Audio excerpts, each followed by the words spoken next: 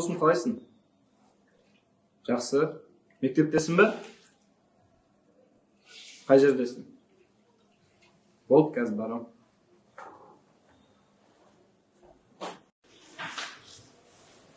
Ассалаумағалейкум, досым, қалайсың? Уағалейкум ассалам, жақсы, өзің қалайсың? Шүкір, аман. Досым, саған келген себебім маған бағана тендермен айналысатын бір аға жазды. Оңай жолмен ақша табуды үйретті. Оңай жол ма? Қалай оңай жол ақша? Ол не?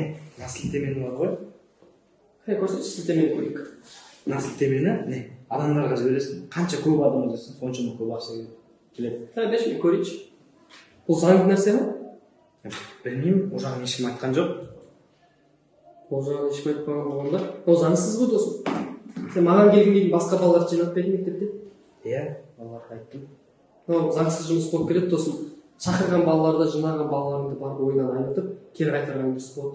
Ол заңсыз ертең өзіңе қауіп төнеді досым. Жарайды досым, мен ол жағын ойламаппын. Сау. Құрметті көрермендер, сіздердің де өмірлеріңізде дәл осы балаларыңдей жағдайлар болуы мүмкін. Яғни айтқанда телефонмен, ғаламтор арқылы, әртүрлі желілерде.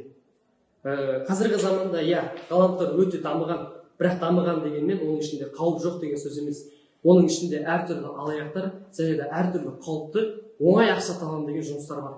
Сіздерді де дәл солай оңай ақшаға қызықтырып, сондай бір әртүрлі ақша маңайындағы жұмыстарға шақырған болса, бармағандарыңыз жөн болады. Ол өйткені заңсыз әрі қауіпті жұмыс болып келеді.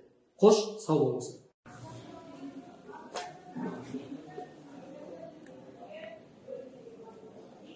Алло, ассалаумағалейкум. Мен бағана жұмыс істеймін деген баламын ғой. Мен өз ойымнан айнып қалдым. Жұмыс істемейтін болдым. Ол жұмыстарыңыз заңсыз екен ғой.